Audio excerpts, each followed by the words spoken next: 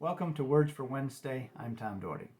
The words for Wednesday today come from all over the New Testament. I'll give you 5 examples. Acts 2:46. People went to the temple and had fellowship in homes. Acts 20:20. Paul proclaimed the gospel in public and in homes. 1 Corinthians 16:19. Paul sent greetings to the church in Priscilla and Aquila's home.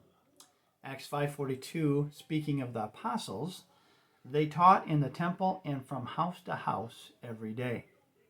The words for Wednesday today then are house church or church in homes. Note some of the connections that are made here, just in these 5 verses.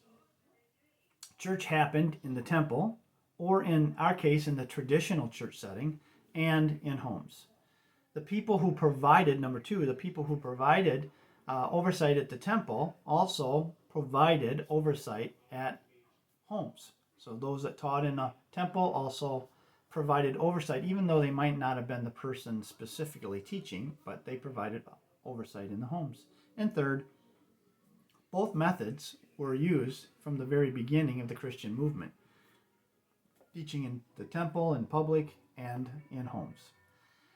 Why now? Why are we talking about this now? You may know that throughout the United States and throughout the world, there are lots and lots of church movements that are centered on house churches. Part of that is because in some places it's a crime to be a Christian, or governments are cracking down on what Christians can do. In other places, it's a cost method. It costs a lot of money to buy property and build a building. And if you start in a house that's already somebody's house or home, you don't have those costs. And third, sometimes people see it as the best method, connection, relationship, building loving relationships with people. Many churches are small. Throughout our conference and throughout the United States, many churches are 30 to 70 people. And we all have been trying to do this traditional church method in which we're trying to have a nice parking lot, a nice building, a nice welcome center, greeters, worship teams, children's programs, youth programs, all of the kinds of things that the big church down the street is having, we're trying to have with 35, 45, 50 people. And that's hard to do. It's hard to pull that off.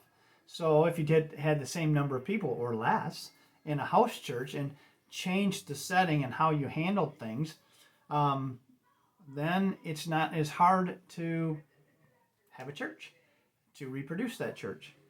So sometimes it's cost, and sometimes it's a better philosophy of connection. Sometimes it's just giving, it's a training experience. People are in the setting in the home, they see how church is done, they get an opportunity to do what's being asked of them there, and so they can reproduce that in their own home.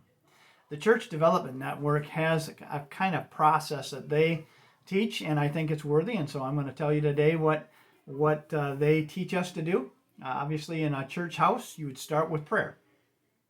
We want to invite Jesus to come in and connect with us and reveal what he has to say to us based on the scripture that we're looking at. Secondly, we read the scripture, and once we've read the scripture, a person will retell what was just read. And then a second person will retell what they heard was just read. And so we've got the scripture and then 2 perspectives. Once that's done, they'll ask the question, what does this passage reveal about God?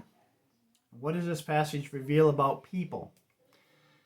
Once those things are done, what do people need to start doing this week because of what we've just learned? What do people have to stop doing this week because of what we've just heard? And once everybody's had a chance to talk about those things, then we're asked to do 2 more things.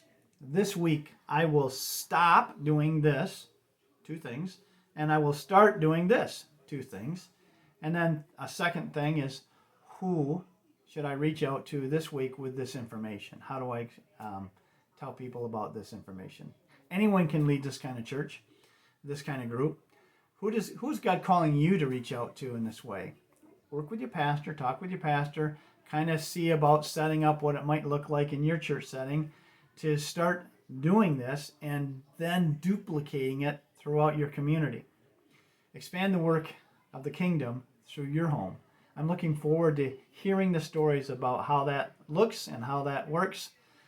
This is Words for Wednesday, brought to you by Every Church Grows. Have a blessed day.